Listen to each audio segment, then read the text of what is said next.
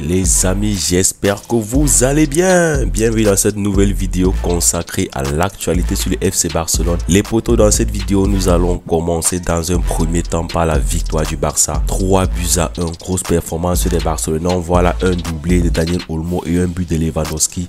Et je pense que pour la majorité, ce match était vraiment le match référence de Daniel Olmo avec le Barça. Ça fait en plus 5 buts en 5 matchs. Quelle performance Daniel Olmo. On rappelle que la première mi-temps, le Barça a beaucoup dominé, mais en deuxième mi-temps, on a vu qu'ils ont levé les pieds. Comme vous pouvez le voir d'après les statistiques, vous voyez que le Barça a eu 77% de possession, tandis que l'Espagnol de Barcelone n'avait que 23%. C'est dire à quel point le Barça a logiquement dominé ce match dans tous les recoins. Donc, logique qu'il gagne la rencontre facilement. Et comme vous pouvez également le voir, le classement reste quand même inchangé. On voit un Barça qui est en tête devant le Real Madrid.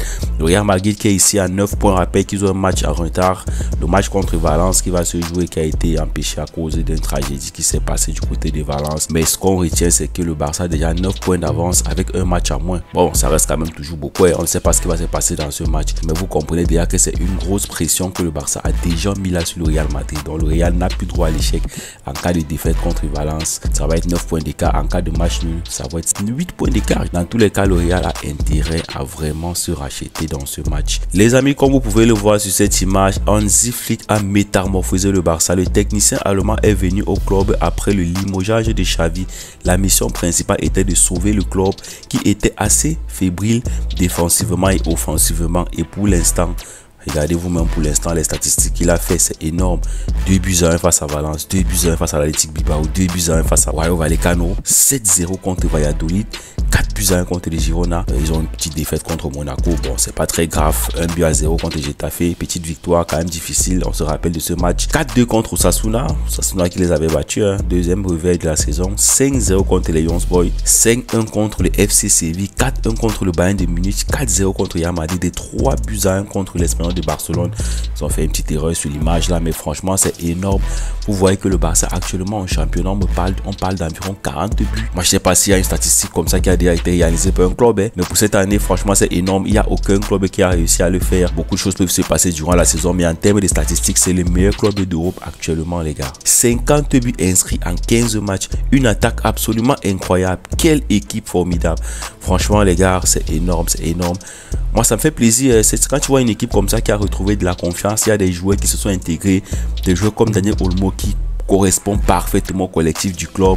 Franchement, Hansi Flick là, c'est un stratège que moi j'avoue, il connaît le football. Franchement, les gars, vous savez, il y a des entraîneurs qui coachent juste avec des émotions, mais il y a des entraîneurs que quand ils font du travail, ça se voit.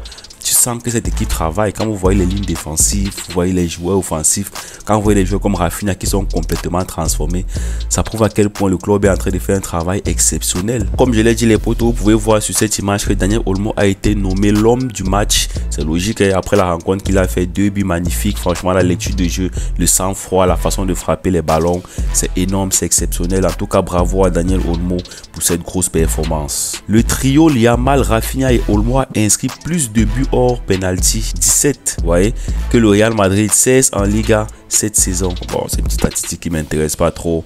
Moi, ce qui m'intéresse, c'est dans la durée, où est-ce que ça va aller. Est-ce que le Barça va continuer à être aussi performant? Moi, vous savez que c'est pas un truc qui est évident. Dans tous les cas, on reste confiant, on observe le Barça et on se dit que ça va aller. Rafinha, c'est 15 matchs et 11 buts et 9 pas décisifs, les potos. C'est monstrueux. Je sais pas si vous vous rendez compte que Rafinha, en 15 matchs, a marqué 11 buts et a fait 9 pas décisifs.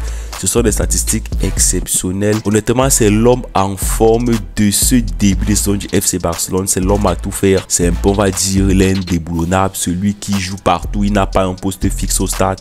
Franchement, le fait que Hansi Flick lui laisse autant de liberté permet d'exploiter au maximum son potentiel. Et c'est tout bénéf pour le Barça qui est en train d'en profiter au max. Moi, je sais pas si c'était Xavi qui les gérait mal. Mais je sais pas, depuis que Hansi Flick est là, moi, je ne reconnais plus le joueur. Après, je vous avais tout dit qu'un joueur comme ça titulaire au Brésil, c'est pas donné. Vous savez, il y a des joueurs, on va voir en club, c'est pas prometteur, mais vous vous demandez pourquoi les titulaires avec l'équipe nationale du Brésil. Ouais, il y a des matchs comme ça, il y a des moments comme ça pour prouver que c'est peut-être l'équipe où il était, la gestion du coach et tout ce qui va avec. Donc vous voyez qu'il y a une meilleure gestion de l'effectif, ce qui permet d'exploiter au maximum le potentiel de Raphinha Rappeur. D'ailleurs, je rappelle qu'il a de très bons appels de balles. Je sais pas pour vous, mais moi honnêtement, c'est l'un des joueurs qui sait vraiment se démarquer, il sait se positionner, il connaît vraiment se lancer en profondeur. Et chaque fois qu'il marque, c'est toujours des appels de balles. Dans tous les cas, les potos, très satisfaits de ce que Raphinha est en train de procurer. Espérons que ça va continuer comme ça. Et vous savez, s'il continue à faire une saison stratosphérique comme ça, il est bien parti pour être, pourquoi pas, ballon d'or avec le FC Barcelone. Les amis, une autre performance de haut niveau. On parle là d'Iñaki Peña. On rappelle que Chesney était venu pour le remplacer parce que le Barça estimait que Iñaki Peña n'avait pas le niveau phare pour remplacer Ter Stegen, mais vous êtes en train de vous rendre compte qu'il est en train de faire même des statistiques plus satifaisant même que Ter Stegen, les potos. Franchement, Iñaki Peña, la performance est XXL. On voit qu'il est décisif, il fait des parades importantes. Je pense d'ailleurs à son classico où il avait vraiment été important pour la victoire du Barça.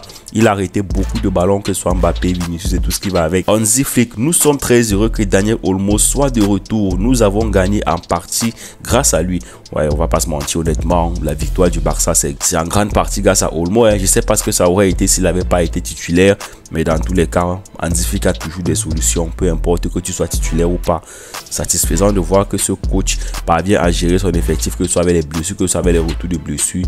On rappelle qu'il y a des gros joueurs au banc, il y a des joueurs comme Gavi, il y a des joueurs comme De Jong qui ont du temps de jeu. On va pas dire qu'ils sont au banc parce que vraiment ils ont bien du temps de jeu. Quand vous pensez par exemple à De Jong, lui 60e minute, il est en logique au stade, il a environ 40 minutes tous les matchs. Il vient de revenir de blessure. Moi je pense que c'est la meilleure manière pour le coach de les gérer pour l'instant. Il va monter en puissance. De toute façon, on a vu contre le Real qu'il a été vraiment le remplaçant qui a changé la donne. C'est dire à quel point De Jong reste un joueur exceptionnel pour le Barça. Et je crois même qu'on est déjà en train de parler d'une prolongation de contrat. Chose qui n'était pas envisageable au début de saison. Mais quand on voit ce que le joueur procure et quand on voit son apport lors du classique, on comprend que De Jong, ça reste De Jong, les poteaux. Hector Ford a confiance en lui. Il sait ce qu'il doit améliorer et nous y travaillons à l'entraînement.